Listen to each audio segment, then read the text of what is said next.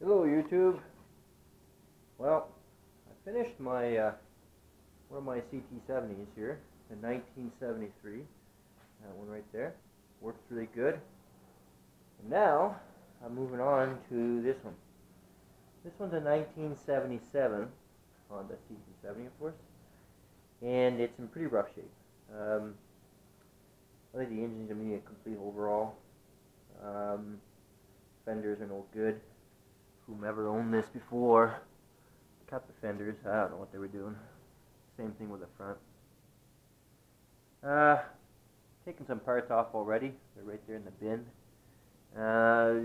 Other than that, it's in good. Everything's there. All the parts are there. It just needs a lot of cleaning. Yeah, so it's gonna be a bit of work. I think this one's gonna be a little bit more pricey to fix than my other one, but they're worth it. Once they're all fixed up and running, I mean, this thing's gonna last forever. My grandkids are gonna be driving these things. So anyway, I'll be taking some pictures, some video of me kind of stripping it apart. Now, I did a complete video on the 73, so I'm not gonna go back to that. You know, you've seen how it comes apart. They're all basically the same. But this one here, what I'll do is I'll, on the engine part, I'll focus on that more, because I think this one's going to need a lot of work on the engine and the transmission, more than likely. So anyway, that's it for now. So we'll start stripping this thing to get apart, cleaning it all up, and then start on the engine.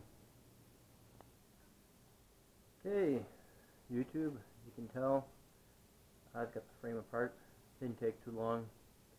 Frame's in good shape, no cracks in it as I can tell, but I won't be able to tell. I'll have to sand it down, see how it looks afterwards. Just about take off the shocks here. And I noticed the rear shocks. I've got one that's shot, bent, as you can see right here. So obviously this is going to be used a bit, so I'm going to check the frame really well and make sure there's no cracks anywhere on it.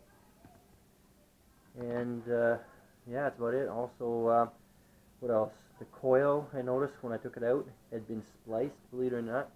So that's no good. Gotta change that. The wiring is just a mess, rat's mess. The ignition switch, the key switch, that's a mess too. I have to fix that also. So there's a lot of work. You see the inside, there's no rust, thank God. But a lot of work to be done, that's for sure.